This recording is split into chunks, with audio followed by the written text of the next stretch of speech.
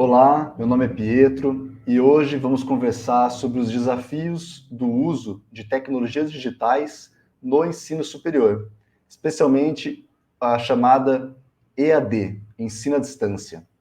Para essa conversa, teremos como ponto de partida o boletim de título Tecnologias Digitais no Ensino Superior, Desafios de uma Sociedade Desigual, que foi lançado pelo Instituto Lula, junto com outros 5 boletins produzidos pelo Núcleo de Mapeamento da Fronteira Digital. O FRONT-D, o nome deste núcleo, faz parte do projeto do Instituto Lula chamado Novas e Velhas Desigualdades na Era Digital no Brasil, na terceira década do século XXI. Todos os boletins estão disponíveis na página do Instituto Lula, cujo link está na descrição desse vídeo. Bem, a pergunta ou as perguntas norteadoras para esse boletim poderiam ser: quais são os desafios e as possibilidades da utilização de tecnologias digitais e do EAD no ensino superior em uma sociedade desigual como a brasileira? A disseminação do EAD tem contribuído para democratizar o ensino superior? Sobre essas perguntas, eu proponho algumas reflexões iniciais antes de eu trazer os nossos convidados para o debate. As reflexões propostas apontam para a necessidade de pensar de forma indissociável uma relação entre as tecnologias digitais e as desigualdades econômicas e sociais que permeiam a sociedade brasileira. Indicamos que, por exemplo, nem todo mundo tem acesso à internet. Quando tem, há desafios na qualidade do acesso, o tipo de dispositivo. Por exemplo, uma grande parte das pessoas tem somente o celular como forma de acesso à internet, que é um dispositivo muito mais precário do que um computador ou um notebook, para poder fazer um curso online, por exemplo. As desigualdades nas condições socioeconômicas interferem nesse processo de aprendizagem. As desigualdades no acesso à renda, no mercado de trabalho, nas condições de moradia e infraestrutura, bem como as desigualdades de gênero, podem se acentuar caso o fomento ao ensino superior EAD não seja acompanhado do enfrentamento das velhas desigualdades estruturais do país. Assim, as tecnologias digitais, e em particular a modalidade de ensino à distância, apresentam um enorme potencial para transformar o ensino superior no país, disso não temos dúvida. No entanto, para enfrentar o problema da desigualdade social e popularizar ou democratizar o ensino superior de qualidade, é necessário colocar essas tecnologias para operar em uma outra lógica, que não a lógica financeira mercantil, utilizada pelas instituições de ensino superior privadas, especialmente que prestam contas aos acionistas, os seus proprietários. Dito de outra forma, a expansão do ensino superior na modalidade EAD, a partir da lógica financeira mercantil, pela qual tem se manifestado nas últimas 2 décadas, pelo menos, não é capaz de levar a cabo a democratização do ensino superior.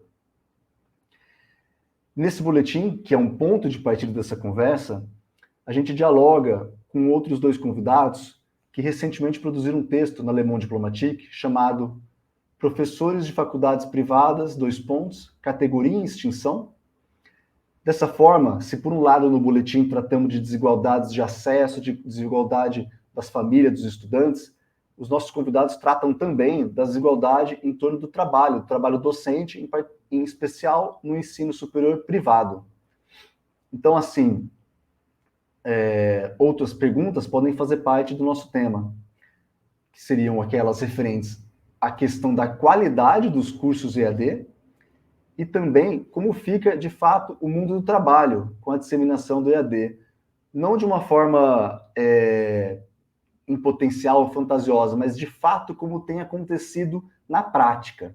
E para isso, eu convido aqui a Andréa Arada de Souza, que ela é professora, diretora do Sindicato dos Professores e Professoras de Guarulhos, doutoranda e pesquisadora do NETS, da Faculdade de Educação da Unicamp. E também o Gabriel Teixeira, sociólogo, professor, membro da Rede de Educadores do Ensino Superior em Luta e pós-doutorando do IFISH, Unicamp. Assim, eu saudo vocês, Andréia e Gabriel, como estão? Oi, Pietro, tudo bom? Tudo bem? Tudo bem, Gabriel? Tudo bem, gente. Tudo bem, Pietro. Obrigado pelo convite. Obrigado. Então, para começar, eu proporia, a partir dessas reflexões iniciais, eu convidaria a Andréia a contar um pouco do que ela tem observado, digamos, na prática, na atuação e também no âmbito de suas pesquisas, professora Andréia, como de fato tem acontecido a disseminação do EAD no Brasil.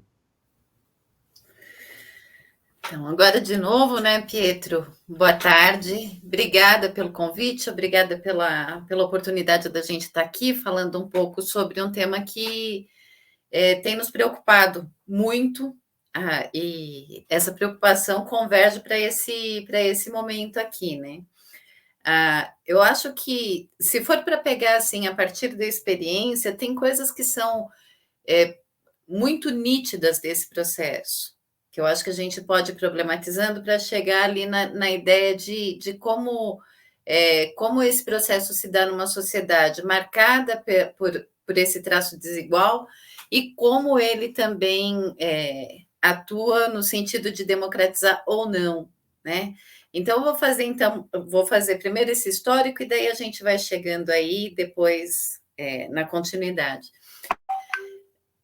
O caso do EAD e assim o impacto disso no ensino superior. E aí eu gostaria de fazer uma advertência de início, Pietro, que é assim, embora a gente fale muito de uma experiência a partir da organização dos trabalhadores, que são professores do ensino superior privado, eu acredito que sempre que a gente aborda esse tema, a gente está preocupado também com o modo como ele acaba influenciando as universidades públicas e o tipo de gestão que se dá nas universidades públicas também. E hoje, não apenas nas universidades, ou seja, não apenas no ensino superior. O problema está colocado também a partir da reforma do ensino médio, está também distribuído nos institutos federais e nas escolas técnicas. Então, eu acho importante fazer essa advertência para a gente saber que tem um problema muito sério no ensino superior privado, mas não restrito a ele, né? Bom, de quando começa a aparecer essa questão do EAD, a gente já vinha de um processo de mercantilização e de financiarização, que era um processo que a gente estava vendo. E eu estou falando muito a partir de um ponto pragmático, assim, a gente viu o crescimento físico dessas instituições. Aquelas faculdades dos bairros, ou aquelas faculdades privadas que eram faculdades privadas tradicionais, em São Paulo, por exemplo, elas foram sendo acompanhadas por outras tantas faculdades que foram ganhando corpo nesse ambiente, sobretudo no ambiente urbano, né? E com um fluxo de estudante muito grande. Então, não é por acaso que historicamente, o ensino superior privado atende o maior número de matrículas. Ainda hoje, quase 80% das matrículas estão no setor privado, né? Então, já havia esse processo. Esse processo ele é marcado por muitas. Ele é complexo e tem muitas razões de ser, né? Um desses elementos que eu acho que é importante destacar é que uma via desse crescimento foi justamente o crescimento subsidiado, né? Os programas de subsídio que permitiram o acesso ao ensino superior de uma parcela que estava fora da faculdade. No entanto, esse processo não foi acompanhado de um acompanhamento rigoroso.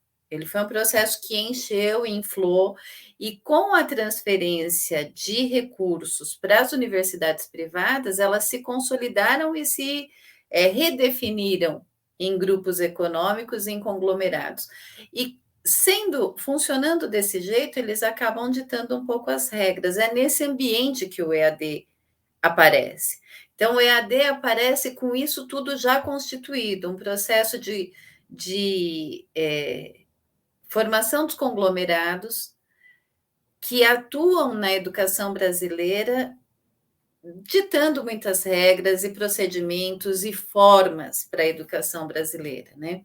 E quando surge a possibilidade do EAD, ela surge motivada, não estou falando do surgimento histórico, tá? Estou falando assim desse processo que expande o EAD aí por volta de 2007, 2008.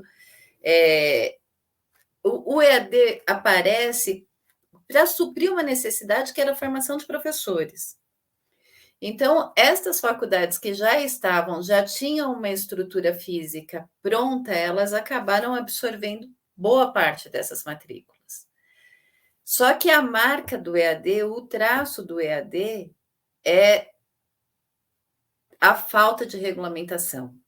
Então, quando ele começou a funcionar, ele começa a funcionar muito a partir da experiência da Universidade Aberta Brasil, que tinha uma estrutura de funcionamento que convertia as escolas públicas, muitas vezes, em polos.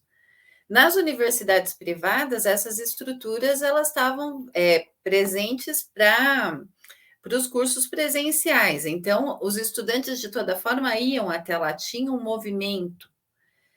Só que a oportunidade disso acabou virando foi vista como uma vantagem, né? Uma vantagem adicional para aquilo que já era um princípio do setor privado, que era oportunidade de lucro. E aí eu acho que é o pontapé para a gente chegar numa expansão que, de certa forma, responde um pouco a todo o refluxo que houve no FIES. Então, a partir do momento em que se percebe que aquela forma de financiamento ela apresentava uma limitação, fosse pelo mau uso do tipo de financiamento, fosse pela dívida que estava sendo gerada a partir dali, houve uma mudança, um redirecionamento do FIES, e o redirecionamento do FIES fez com que esses grandes grupos econômicos dirigissem o seu interesse comercial para o EAD, que era vantajoso. Então, é aí na minha avaliação, é a partir daí que a gente perde um pouco o sentido de uma modalidade, porque com esse redirecionamento, estes grupos econômicos passam a atuar diretamente sob organismos específicos de formulações que iam dar os rumos do que seria o EAD e passam a determinar o funcionamento. Há marcos nesse processo. E eu acho que, para pegar o período recente, tem dois momentos que eu acho que são muito importantes, eu acho que eles meio dão a linha do que a gente está conversando aqui. O último, o decreto 9057, que é editado no último dia do governo golpista do Michel Temer, e que converte a possibilidade de polos em espécies de franquias. Então, os polos podem ser desvinculados das instituições. Com isso, tem um boom de polo. Hoje a gente tem mais de 35 mil polos funcionando. Há situações que são incômodas para a gente, né? Porque você ter um quiosque de uma faculdade dentro de um shopping é uma coisa profundamente inusitada, né? Para aquilo que a gente entende de educação, ou pelo menos naquilo que a educação pode contribuir para a superação das desigualdades que você referia no começo.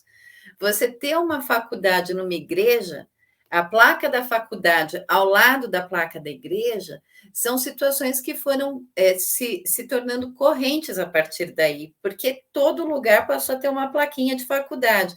Eu até costumo dizer que parece igreja, mas é faculdade. Parece que é a livraria, mas é a faculdade também. E o modo como isso acontece expõe uma contradição, porque aquilo não tem uma estrutura que suporte, muitas vezes, sequer a placa da instituição, mas oferece 50 cursos, oferece 100 cursos. Então, é um pouco a partir inconformidade que eu acho que a gente começou a pensar o que a gente faz quando viu que isso estava tendo um impacto danoso, lesivo e letal para os trabalhadores docentes. Então, eu acho que a gente faz essa primeira abordagem, Pietro, e aí eu posso ir trocando ideia com você e com o Gabriel para não falar ótimo. muito. Só uma perguntinha rápida antes de passar a bola para o Gabriel. Você falou, André, de dois marcos. O primeiro decreto Ah, é. 9057 e o segundo seria? O segundo é justamente a ampliação da carga online, que já foi projeto do Bolsonaro, aí eu não me lembro, não sei precisar o ano, precisaria dar uma olhada aqui, que permitiu 40% de disciplinas online nos cursos presenciais. Isso, Pietro, fez com que a distinção, que já era muito frágil, entre o ensino presencial, o semipresencial e o EAD, ficasse completamente borrado, de modo que ele é indistinto hoje. Eu vejo muitas vezes o pessoal falando, poxa, mas tem que regulamentar o ensino híbrido. Não precisa.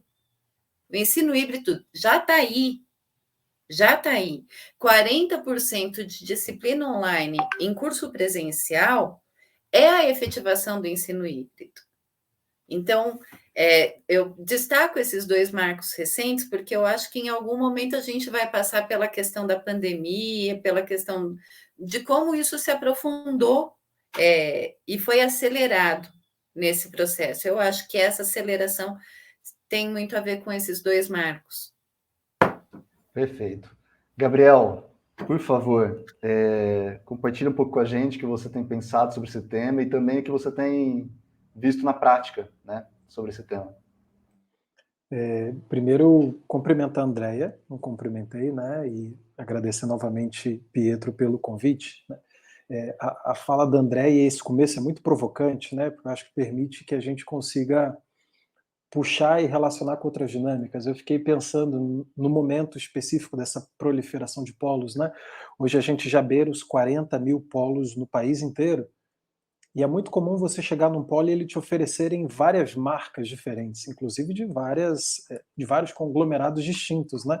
Já teve essa situação, de eu conversar com gestores, nesse processo de investigação, de conhecer outros professores, eles me perguntarem, olha, você quer qual graduação? Aí você diz, a graduação X, né. Qual instituição lhe interessa mais? Você pode escolher a instituição, né, é muito curioso. Agora, sejam 35, sejam 40 mil, você não encontra um professor nesses polos. Esse é o ponto curioso e que eu acho que pode me ajudar a organizar a fala, né? Porque eu acho que ele mostra muito a dinâmica que se estabelece, a dinâmica laboral, pensando especificamente nesse tema, né? Que se desenha com a entrada desses grandes conglomerados lastreados em bolsas de valor, né? Que estão ali dialogando com base já numa educação financiarizada. Isso me parece muito importante porque mostra um modelo de negócio e estratégias de organização e de redefinição do trabalho muito diferentes. Eu fico aqui pensando, por exemplo, no caso da Unopar. A Unopar é uma faculdade que eu acho, se eu não me engano, pertence à Croton. Andréia, me corrija se eu estiver falando alguma bobeira, que é a Cogna, né? E essa instituição, num determinado momento, migra todo o seu projeto EAD, ou seja, ela operava o EAD de um único estado, atendia para o país inteiro, mas os professores eram contratados e trabalhavam num único estado, eu não me lembro agora de cabeça, se não me engano era São Paulo, eles saem de São Paulo e vão para o Paraná, porque a convenção coletiva lá era um pouco mais permissiva, tinha menos direitos, ou seja, a gente fala de grupos que não são mais aquelas instituições de bairro, familiares, e que não tinham essa possibilidade de mover centros inteiros, braços inteiros, operações inteiras, e junto com isso docentes, professores, quadros funcionais, para outro estado. Eu trabalhei num desses grupos, né, multinacionais, no caso a Laureate, que era um capital americano, estadunidense, E acontecia uma coisa semelhante, a Laureate operava todo o seu EAD desde São Paulo e atendia o país inteiro. Só para vocês terem ideia, eu era contratado por 3 instituições do Nordeste e trabalhava desde São Paulo, na Vila Olímpia, né? Então, a presença desses novos atores com novos comportamentos e lastros, eu acho que ela é muito interessante e joga um pouco de luz para essas estratégias laborais que se redesenham, inclusive a velocidade desses redesenhos. De um ano para o outro, as instituições mudavam por completo todo o processo de organização do trabalho, de atribuição de aulas, de designação de professores, né? Era comum que todo ano houvesse demissões em massa e recontratação anualmente de levas e levas de professores num número cada vez sempre mais reduzido, né? Isso é muito interessante. Outro número que me parece expressivo, e eu uso o caso da Laureate como exemplo, o meu caso específico, né? Éramos 300 professores trabalhando num pequeno prédio na rua Quatá, ali na Vila Olímpia, atendendo aproximadamente 300 mil alunos do país inteiro. 300 professores. Só para a gente ter ideia do que isso significa em sobrecarga de trabalho, atribuições. Eu cheguei a lecionar, num único semestre, um número X de disciplinas que somavam ao todo 20 mil alunos, num único semestre. Né? Então, esses conglomerados jogam de maneira muito agressiva e a oportunidade do EAD para esses atores eu lembro que à época eu lia relatórios de consultorias contratadas pelos próprios grupos, né, para tentar calcular o impacto dessa portaria do Ventralbe, que se eu não me engano é de 2019, que aumentava para 40%, até 40% a carga de EAD em cursos presenciais. Né? E a diminuição do custo operacional desses braços EAD era da ordem de 40%. Se você eleva a grade para 40% EAD, você tem uma diminuição de custo ali na casa de 40% do capital. É bastante coisa. Né? E se você soma isso, a capitais ali que conseguem se movimentar de um estado para outro com muita facilidade. Se eu não gostei dos direitos da Convenção Coletiva de São Paulo, eu fecho a minha operação aqui e vou para o Paraná, porque no Paraná os professores têm menos direitos. Eles têm dinheiro e fôlego para se movimentar por vários estados do país, né? Com todas as contradições que isso pode representar. Então você imagina para um professor que atua numa instituição do Nordeste, tem suas aulas veiculadas no Nordeste, mas leciona em São Paulo, os estudantes entrando em contato, você tendo que contextualizar conhecimentos de um local no qual você não está inserido, enfim. Né? Então, eu acho que a natureza e a característica desses atores me parece interessante para pensar um pouco essas estratégias, né? E pensar também um pouco esse próprio enxugamento de quadro. 300 professores davam conta com muita tranquilidade, mas entre muitas aspas, né, de 300 mil alunos. Eu lembro que tinha sempre ali o período de fechamento do semestre, e a gente pode falar mais para frente sobre o que isso significa em termos pedagógicos, né, mas eu quero me ater aqui às relações laborais propriamente ditas, que no final do semestre você tem ali, se você leciona para 20 mil estudantes, você tem pelo menos 20 mil trabalhos para corrigir. Como corrige? Né? Isso implica um redesenho do próprio percurso formativo desses estudantes. Não dá para se conceber um percurso formativo onde esses alunos e alunas sejam avaliados mais de uma vez por disciplina ao longo de um semestre, porque senão você coloca o professor diante de um dilema que a melhor corporação vai ter também sérias dificuldades de resolver, que é como é que eu corrijo 40 mil, 60 mil, 80 mil atividades num semestre. Se o professor der 2 disciplinas, lecionando para 20 mil alunos, ele tem 40 mil trabalhos para corrigir. Né? Mas a gente tinha pelo menos 20. Isso gerava uma sobrecarga e uma espécie de mutirão ali, onde professores se revezavam, tendo que corrigir, inclusive, trabalhos de disciplinas das quais eles não têm qualquer propriedade. Então a gente brincava lá, pedagogo corrigindo o trabalho de gente da nutrição, advogados tendo que, sei lá, falar de pedagogia, todo tipo de impropério que vocês imaginarem acontecia, né? Então, Também só para jogar essa bola para o alto e dialogando um pouco com essa percepção da Andrea, né? Hoje você vê polos, você entra e é quase uma relação de sommelier. Você entra lá, qual polo você quer, qual curso você quer, mas tu não encontra um professor. Esse professor provavelmente está escondido num estado, operando ali fora do alcance, muitas vezes do próprio sindicato. A gente tem essa dificuldade. Como é que você organiza a professorada do EAD? Muitas vezes o cara está trabalhando em casa, o cara está ali sendo tolhido de contato, inclusive, com outros professores que trabalham na mesma instituição, né? Como que tu organiza esse sujeito, né? Tu tem esse desafio, né? Como é que você faz chegar nele uma discussão sobre direitos, se a própria instituição se movimenta com muita liberdade entre diferentes estados para evadir legislações, evadir regulamentos, né?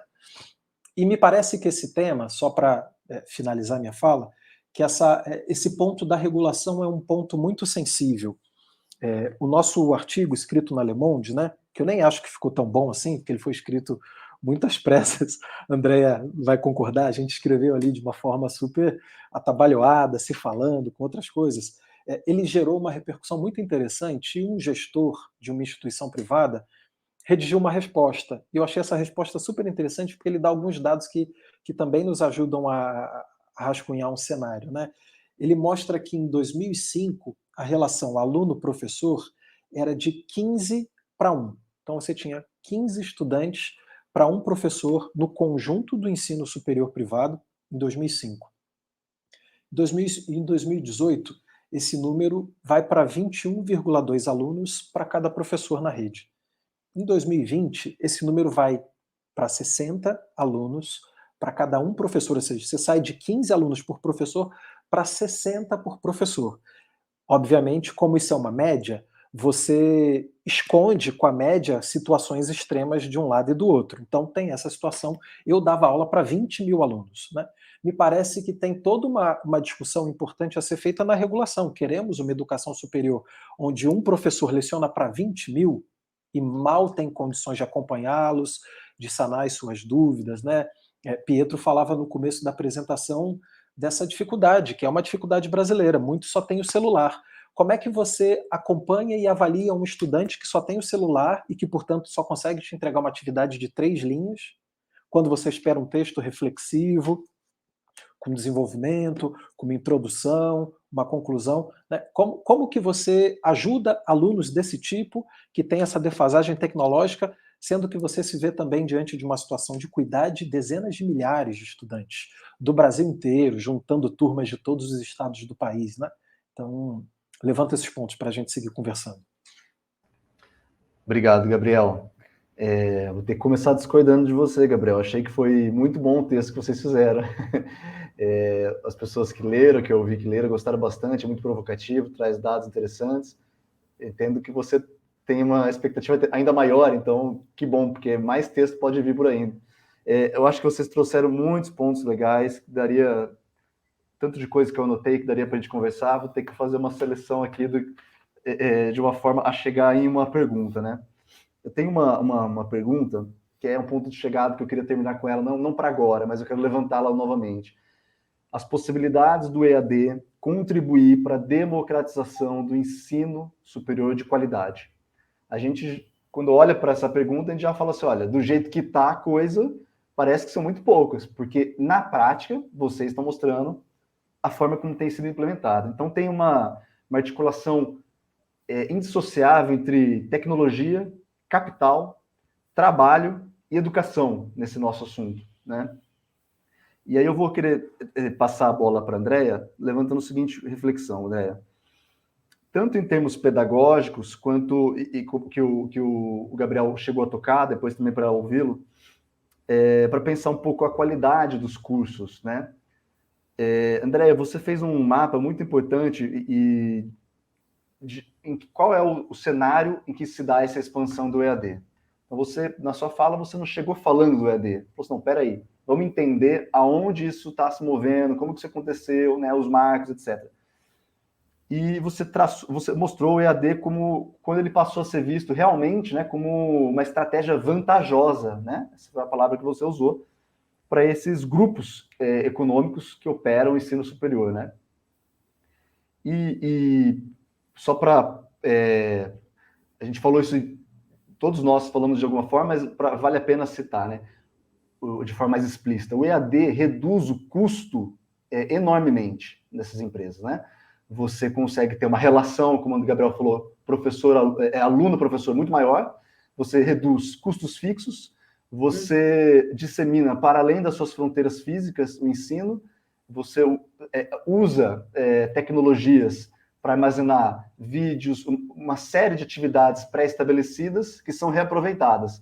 Isso é um ganho econômico enorme, então não é de se espantar que esses grupos têm conseguido levar a cabo, principalmente quando eles começaram a ter crédito e levantar capital nas bolsas para levar adiante essa expansão. Tenho visto muita gente que estuda o tema falar sobre uma espécie de estratégia, e aí a pergunta se conecta com a ideia das qualidades dos cursos, né? Estratégia desses grupos em, por um lado, expandir o EAD de cursos de baixa qualidade, massa, para atingir o maior número possível de estudantes, com as estratégias pedagógicas e de mercado e comerciais as mais diversas possíveis, e, por outro, um foco num certo ensino presencial, de cursos premiums, caros, muitas vezes voltado para a área de medicina, mas outras também, né? Como uma forma de maximização do retorno dos investimentos dessas empresas. Queria ouvir um pouco você, Andréa, sobre isso, e pensando se é isso mesmo, né, que se trata, se o EAD que a gente tem hoje é, via de regra, um EAD de qualidade duvidosa, digamos, né, como vocês colocam.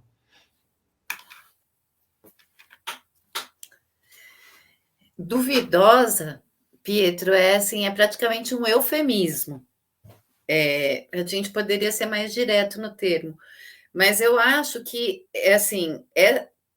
para a gente pensar essa questão dessa nova conformação, dessa dualidade que está colocada entre um tipo de curso para massa, e a gente poderia dizer um tipo de curso para pobre, e outro tipo de curso para quem pode pagar, eu acho que a gente... vou fazer só uma pequena digressão para a gente ver como é que essa coisa vai se exaurindo desse jeito. E vou pegar ali a partir de uma questão que o Gabriel falou, que eu acho que ela é muito emblemática disso que a gente está dizendo.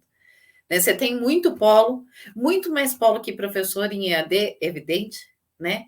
E você pode escolher a bandeira, a mensalidade varia de acordo com a bandeira, que é isso que o Gabriel descreveu, né? Você pode escolher, você quer o curso de uma faculdade cujo nome é mais conhecido, custa tanto, mas se você quiser de uma outra, que é lá do interior de não sei, de algum estado, ele pode ser mais em conta. Esse modo de ser, ele foi sendo ocultado e foi criando um problema que eu acho que é essa questão que é colocada centralmente no artigo que nós escrevemos e que é parte de uma indignação, né?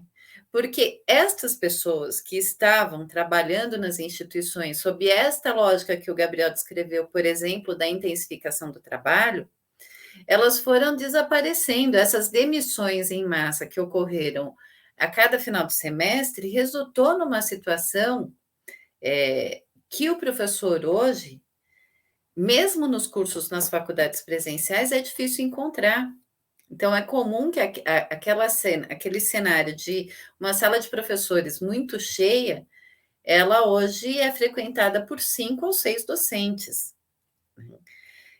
E esta situação, que embora seja muito nítida para a gente que está no sindicato, que está na instituição, ou que é estudante, não é nítida para a sociedade.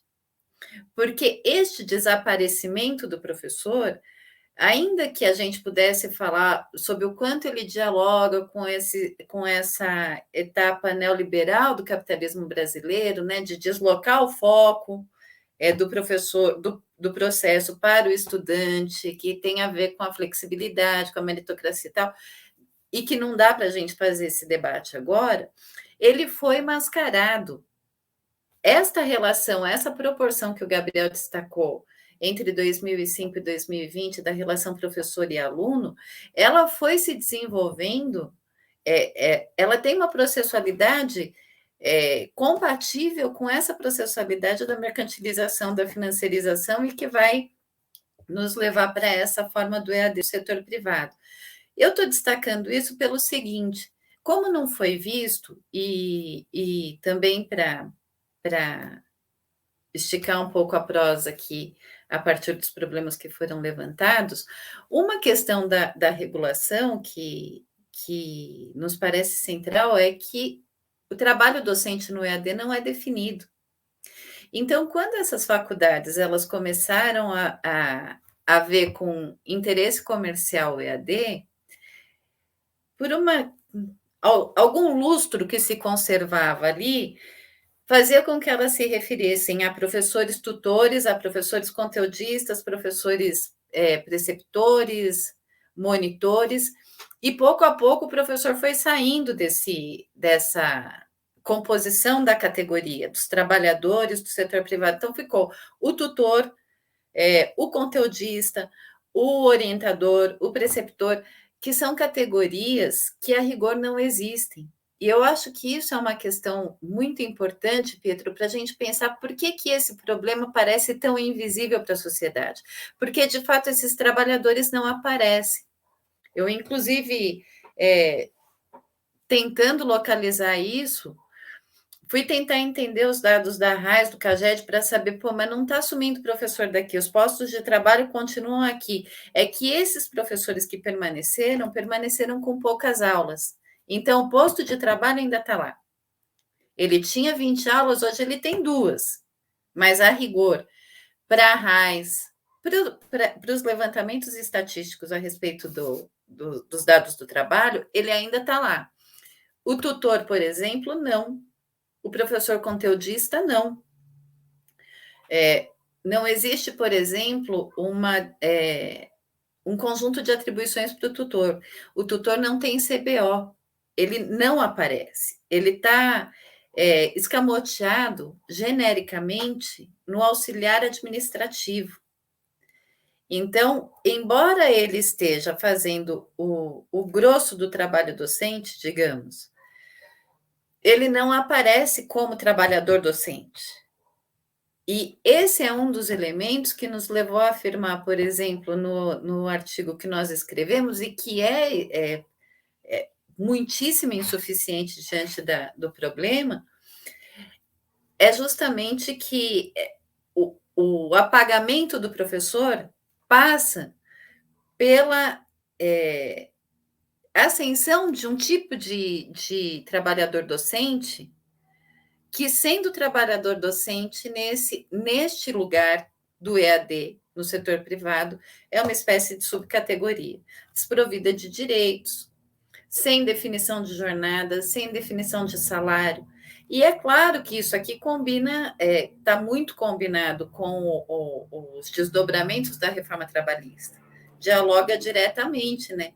Assim como o conteudista, por exemplo, que produz conteúdo por demanda. E que conteúdo é esse? Né? E como ele vai ser usado? Por quanto tempo?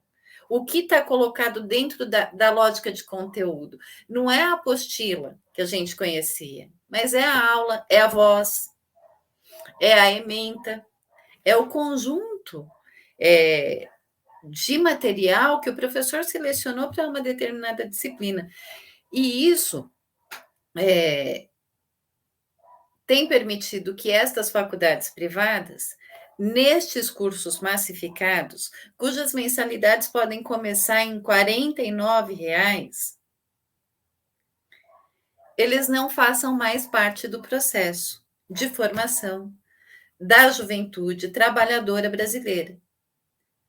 De outro lado, como esta forma está profundamente desgastada, porque é evidente, você vai aparecendo, pipocando, desde a denúncia da Laureate, desde a revelação de que parte do processo pedagógico ou parte do processo acadêmico que se desenvolvia na formação daqueles estudantes se dava de forma desconhecida através de robôs, que o problema começa a aparecer. Que tipo de relação é essa?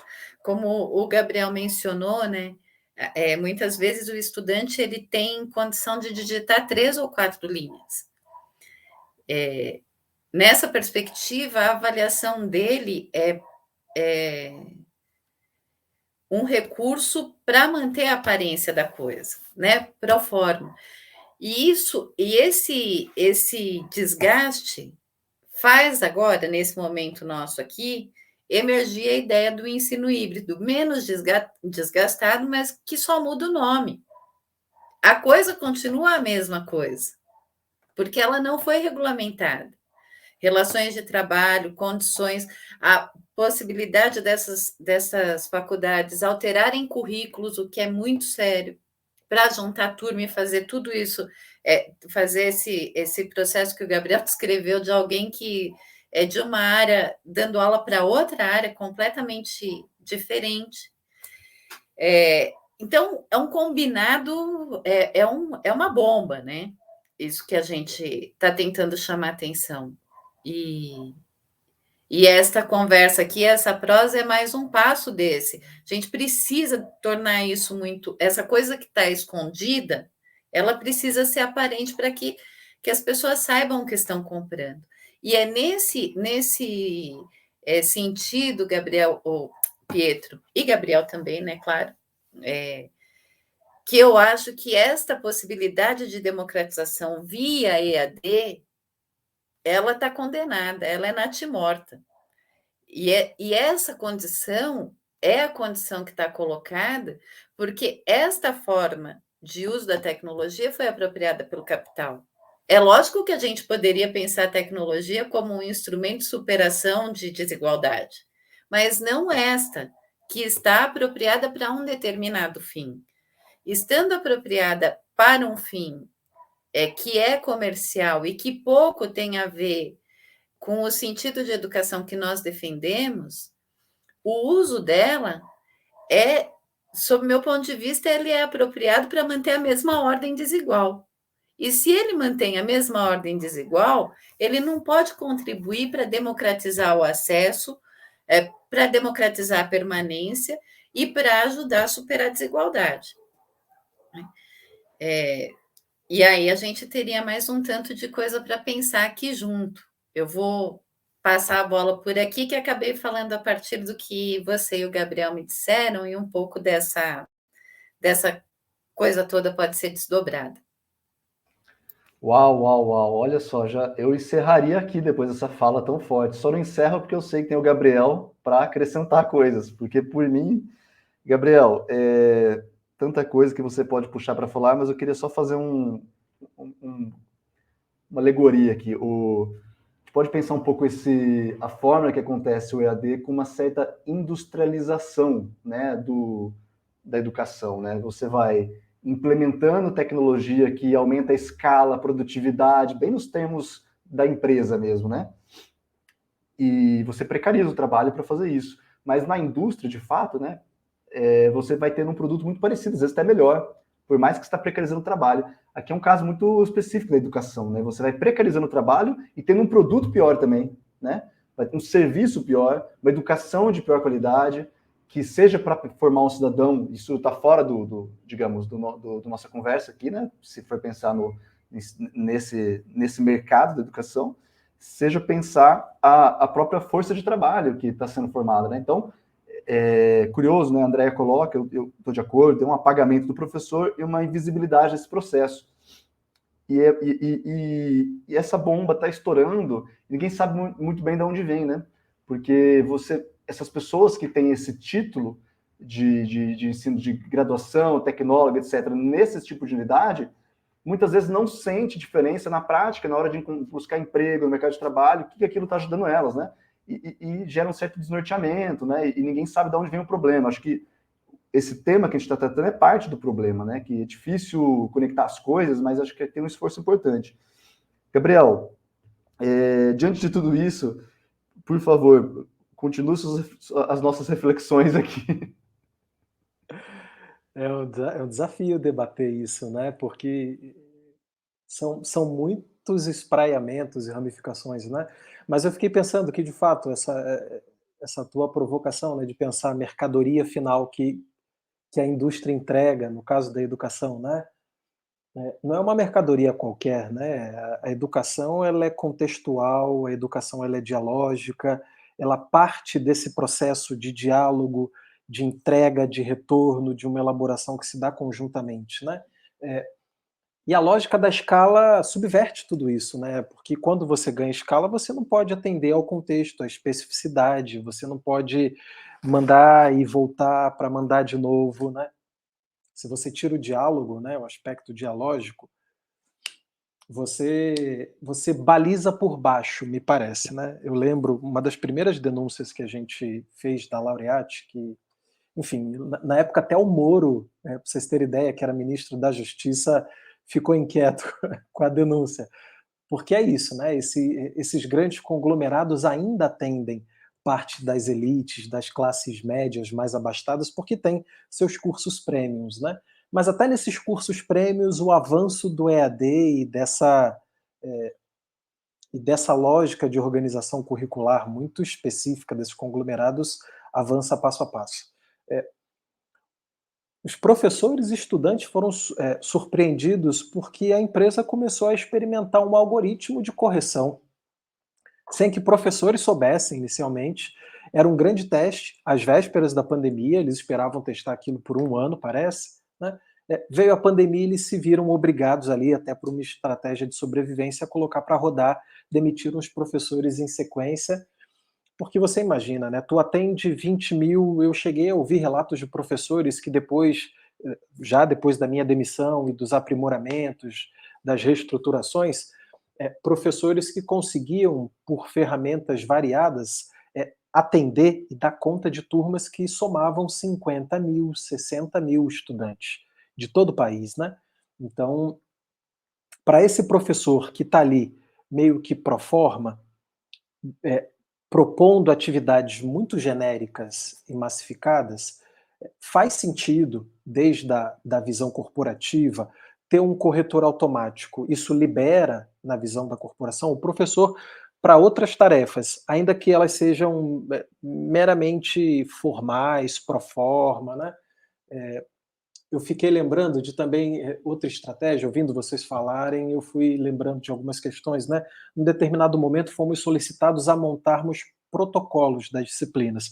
Olha, Gabriel, você é sociólogo, faz um roteiro para esse conjunto de disciplinas aqui de humanidade. Com o tempo a gente entendeu que aquele roteiro era para prescindir do professor num segundo momento. A disciplina já estaria roteirizada, mas isso, imagina, isso era em 2018. Acho que isso já foi suplantado também pelas novas tecnologias, né? Mas uma disciplina já roteirizada, você abre mão daquele professor, coloca um outro profissional, muitas vezes menos capacitado, ou já com um salário menor, né? Esse apontamento muito importante da Andrea, né, de que os professores estão sumindo, ele me parece muito relevante, porque você vai olhar quem são os tutores hoje, são doutores, são mestres, são pós-docs, que só conseguem encontrar um posto de trabalho se aceitarem a contratação como tutor. E um tutor trabalha 40 horas, tem um salário de R$ 1.000, R$ 1.200, R$ 1.100, e não goza dos direitos garantidos pela Convenção Coletiva dos Professores, por exemplo, né? A gente vê aos montes situações como essa. Pessoas que preferiram sair da docência, trabalhar em barbearia, trabalhar entregando comida ou fazendo passeios de aplicativo como Uber, por exemplo, porque ganham muito mais do que se trabalhassem como tutores nas instituições, né? A gente tem pensado muito na ideia, mas é isso, são ideias, são tentativas de interpretação, mas na noção de uma expropriação das atribuições docentes. A tecnologia, diferente de 2018, né, e diferente de 10 anos atrás, hoje permite expropriar atribuições docentes. O professor grava uma aula, aquela aula é paga, os direitos autorais são vendidos por 50, 70 anos e elas rodam ininterruptamente numa plataforma AVA qualquer, sabe-se lá por quanto tempo. sem nenhum tipo de controle, né? A Andrea falou dos professores conteudistas. É uma surpresa ver que colegas hoje se identificam numa conversa. Aí, você faz o quê? Trabalha com o quê? Ah, eu sou professor conteudista. Virou um rótulo.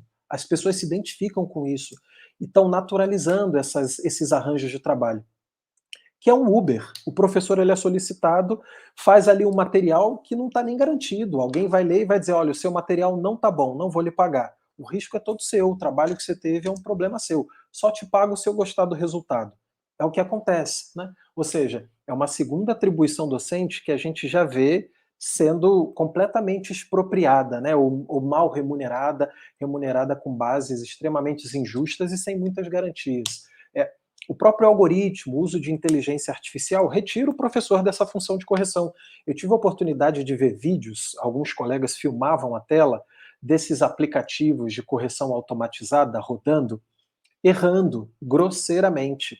Mas é um esforço de expropriar essa prerrogativa que era até então do professor. Você hoje tem esses cursos de R$ 49,00 rodando porque você tem uma máquina avaliando o que você escreve, um corretor automático de textos, um professor que agora é contratado como tutor ou monitor completamente precarizado, ganhando um piso salarial baixíssimo, uma pessoa extremamente qualificada, e você há de convir que uma formação desse jeito não garante uma democratização verdadeira e genuína do conhecimento científico acumulado pela humanidade, né? Então, esse ponto me parece extremamente importante, para além de toda a precarização, para além desse professor que está ali entre a expropriação das suas atribuições ou uma uberização completa, tem o que se entrega para o estudante, que é algo muito massificado, que é algo descontextualizado. A gente falava ontem, Andréia e eu, a gente teve uma outra reunião, de uma reportagem aonde um estudante, uma turma, se surpreendeu porque descobriu que o professor das videoaulas que assistia já tinha falecido há não sei quantos anos, né? É disso que a gente está falando. Eu lembro que os materiais didáticos que eu tinha que encarar, materiais didáticos que não eram mais meus, eram comprados de algum professor já mal remunerado, enfim, mas eu tive que me debruçar sobre materiais que diziam como a pessoa tinha que chegar vestida no momento de procurar emprego. Chega com o cabelo asseado. O que é chegar com o cabelo asseado? Olha o tipo de conteúdo que a gente está entregando para os estudantes brasileiros. E, por fim, uma provocação que me parece muito interessante, né, é pensar quais são as necessidades do grande capital para a formação da mão de obra num país desindustrializado, tecnologicamente dependente, subordinado nessa dinâmica de acumulação, né? A gente não precisa formar grandes engenheiros, né? Só basta observar qual é o curso que tem mais matrículas EAD no Brasil. São os cursos de formação de professores e professoras, né? Ou seja, num país que perde pujança industrial na sua balança de pagamentos, um país que se insere internacionalmente cada vez mais pela exportação de água, de matérias-primas, de produtos primários, a gente não precisa entregar uma formação de qualidade. Basta que o sujeito saiba ler, escrever, nem que seja 3 linhas, mas ele conseguiu escrever um negócio ali que até um aplicativo funciona, tá bom, porque esse cara provavelmente vai ser um Uber, vai ser um entregador de iFood, vai trabalhar num serviço qualquer. É o que a sociedade brasileira está conseguindo projetar como formação da mão de obra e também porque é o que a sociedade brasileira está conseguindo entregar hoje em termos de posto de trabalho, né? A gente vive uma evasão de cérebro gigantesca, como nunca antes na história, né? E o que se cria internamente de posto de trabalho também não é lá aquela Brastemp, né? Muito bom, Gabriel. Talvez você tenha até conseguido dar a resposta da pergunta que eu fazia, né? Sobre essa invisibilidade desse processo, talvez seja isso. Faz parte desse panorama mais geral de uma economia que também não responde à altura, não tem projeto para essas pessoas, não tem projeto de uma ascensão de empregos melhores, né? Como o atual presidente do Instituto Lula, o professor Márcio Postman, diz, é uma desistência histórica da elite desse país, desistiu do país, já não tem nenhuma identidade com o que aqui está, com esse povo, né? Bom, a gente está chegando no nosso final. Queria fazer um último comentário, aí talvez, se vocês puderem dar uma resposta muito breve, 2 minutos cada um, para a gente fechar. É desafiador, mas é só para a gente encontrar se tem alguma possibilidade de otimismo depois da nossa conversa. Digamos, em termos de... Acho que a André já deixou um pouco a pista disso, né? Mas em termos de tecnologias digitais, ou do EAD mesmo, se é possível a gente pensar uma outra lógica de utilização desses recursos, por exemplo, a partir do Estado, a partir das universidades públicas, também não parece que se tem andado por aí, né? Também não parece que temos tido resultados muito promissores, mas isso não quer dizer que os caminhos não possam ser mudados, né? Por exemplo, me vem à mente a Univesp, né? Ela também usa a figura de tutor, também tem esses problemas, você vê, muito parecidos com o setor privado, mas é uma universidade, digamos, pública, online, né? Não parece que ela está em parâmetros muito distintos, mas potencialmente estaria, né? Ela estaria menos pressionada pela lógica dos acionistas, etc., né? Então, poderia... essa pergunta eu faria, né? Iniciativas desse tipo ou outras poderiam nos conduzir a formas e princípios distintos de pensar a introdução de tecnologias no ensino superior para democratizar o ensino superior público, o ensino superior para os brasileiros?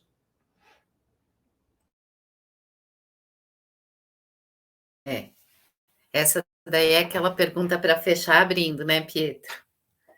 Para a gente abrir a próxima. Pegadinha, né? Vai longe.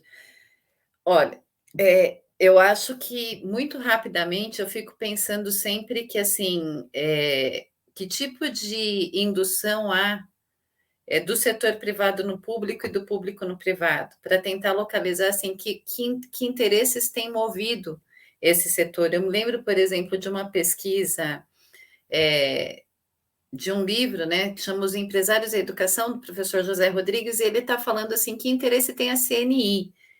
O estudo dele é pensar quais eram as propostas da CNI. E a CNI não quer ampliar as instituições privadas, tampouco ela quer privatizar as instituições públicas. Ela quer ter a posse do produto daquilo que a universidade pública é capaz de produzir. Mas ela não confia na universidade privada como meio de formar a mão de obra da qual ela necessita, uma mão de obra qualificada. E isso eu acho que é sintomático, né? Porque no caso do EAD, o EAD, a natureza dele é precária também na universidade pública, seja através da Univesp, seja através da UAB. E aí, assim, para concluir, deixar aqui uma consideração final a respeito dessa perspectiva, né? Pensando assim, tem saída para isso? Tentando juntar as duas pontas dessa sua última pergunta, Pietro, eu acho que eu acho que a indignação que nos move é a perspectiva de encontrar saída, né? E de acreditar em uma outra forma de educação que não essa. E eu acho que para isso a gente precisa afirmar categoricamente a defesa da universidade pública, a defesa da escola pública, né? Não existe projeto que possa desembocar numa situação diferente dessa, com uma hegemonia como essa conformada no Brasil do setor privado. Então, me parece que para a gente recuperar isso e tudo que vem a partir daí, a ideia de uma educação consistente, né, de investimento em ciência e tecnologia, de projeto de país, de trabalho para a juventude trabalhadora, precisa ser a partir da universidade pública, porque ela é capaz de subverter, pelo menos essa é a minha expectativa, embora eu saiba que ela está muito impregnada desses princípios empresariais, de que ela é capaz de subverter a lógica de uma educação vista exclusivamente como meio de lucro. É só aí que a tecnologia poderia ser utilizada de outra forma, pelo menos é assim que eu vejo agora, a partir daqui, vendo o mundo desse jeito, a partir desse abismo que nós tratamos aqui. Com isso, eu agradeço demais, viu, Pietro? Muito boa essa prosa, muito bom falar com o Gabriel sempre, e eu acho que a gente vai colocando uma pitadinha de provocação no assunto. Muito bom, muito obrigado, Andréia. Gabriel, desafio de 1 minuto para você. Desafio, um baita desafio, né? Mas tentando também jogar mais lenha nessa fogueira, né? Acho que a Unicamp tem aí seu legado keynesiano, suas inspirações de ver no setor privado também um motor para o desenvolvimento, né? Não quero entrar muito no debate se cabe, se é uma crença, se é uma ilusão ou não, mas quero partir para outro lugar. Se a gente quer enxergar no setor privado ou quer atribuir ao setor privado alguma função social na educação superior, no que quer que seja, não me parece que a gente vai fazer isso abrindo a mão de regular. A gente tem que regular. O setor privado tem que ser regulado. Porque do jeito como está hoje, está na mão dos acionistas. E os acionistas, o projeto deles, eu acho que está claro, é precarizar, é expropriar, diminuir custo, massificar, né, ganhar escala. Então me parece que para garantir a qualidade a gente tem que ir na contracorrente disso tudo. A gente tem que garantir um número adequado, que a sociedade brasileira debata como um justo e razoável para essa relação professores-alunos. Queremos uma educação feita por algoritmo? Né? Me parece uma pergunta que precisa ser respondida. Queremos uma formação que pode ser feita inteiramente por um celular? Temos aí a nova aposta da TIM com a Anima, onde as pessoas vão estudar pelo celular, sei lá, em cursos que talvez custem menos do que um plano pós-pago, né? Então, me parece que abrir mão da regulação é um tiro que sai pela culatra. O Estado ele tem que garantir premissas mínimas, chamar a sociedade para debater, professores, professoras, estudantes, e dizer, olha, o que a gente precisa minimamente se a gente quer atribuir ao setor privado uma função social na educação superior. A gente precisa de professor de qualidade, bem remunerado, tarará. Isso vai ter que ser objeto de regulação e imposto para o conjunto do setor privado, seja mercado financeiro, seja grupo industrial, ou sejam famílias tradicionais que têm na educação ali um meio de realização. Me parece que regular é o que menos tem sido feito de 2016 para cá. Pelo contrário, a gente vê um esvaziamento dos regulamentos, a porteira está aberta na educação também. Né? E com isso, com essa mensagem de não devemos abrir mão nem da indignação, nem da regulação, a gente vai chegando ao fim da nossa conversa, nossa prosa, como disse a Andrea. Queria agradecer você, Andrea, queria agradecer você, Gabriel, por essa oportunidade que você deu a todos nós e a mim mesmo, assistir e aprender aqui com vocês. Agradecer também a Egli Maite, que está nos bastidores coordenando um pouco essa gravação. E esqueci de mencionar que o artigo que a Andrea e o Gabriel escreveram foi juntamente com o professor Plínio Gentil. Bom, então essa foi a nossa conversa sobre tecnologias digitais no ensino superior, os desafios de uma sociedade desigual. Até breve. Tá meu.